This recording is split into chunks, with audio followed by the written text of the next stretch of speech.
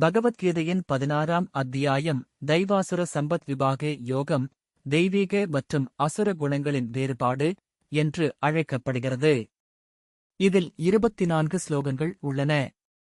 மனிதர்களிடம் காணப்படும் நற்குணங்கள் மற்றும் தீய குணங்களை வகைப்படுத்தி அவை ஒருவனின் வாழ்வை எவ்வாறு பாதிக்கின்றன என்பதை கிருஷ்ணர் இங்கு விளக்குகிறார். இதன் முக்கிய அம்சங்கள் இதோ.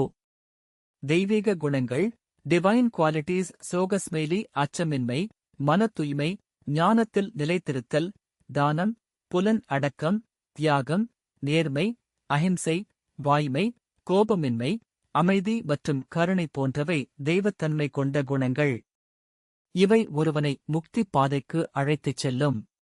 அசுர குணங்கள், டெமோனியக் குவாலிட்டிஸ்: சோகஸ்மெய்லி, அகங்காரம், தற்பெருமை, கோபம், கடினமான பேச்சு, அறியாமை, பேராசை மற்றும் உலகியல் இன்பங்களில் அதிக பற்று ஆகியவை அசுரத்தன்மை கொண்ட குணங்கள். இவை ஒருவனை பிறவித் தலையிலேயே பிணைத்து வைக்கும். நரகத்தின் 3 வாசல்கள்: காமம், பேராசை, குரூதம், கோபம், லோபம், கஞ்சத்தனம் பற்று ஆகிய 3ஐயும் கிருஷ்ணர் நரகத்தின் வாசல்கள் என்று அழைக்கிறார்.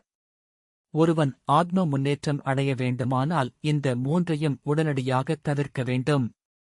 சாஸ்திரங்களின் முக்கியத்துவம்: எது செய்யத்தக்கது, எது செய்யத்தகாதது என்பதை தீர்மானிக்க சாஸ்திரங்களே, புனித நூல்கள், சிறந்த வழிகாட்டி. சாஸ்திர விதிகளை புறக்கணித்து தன் இஷ்டப்படி செயல்படுபவன் வெற்றியையோ அல்லது மகிழ்ச்சியையோ அடைய முடியாது என்று கிருஷ்ணர் அறிவுறுத்துகிறார்.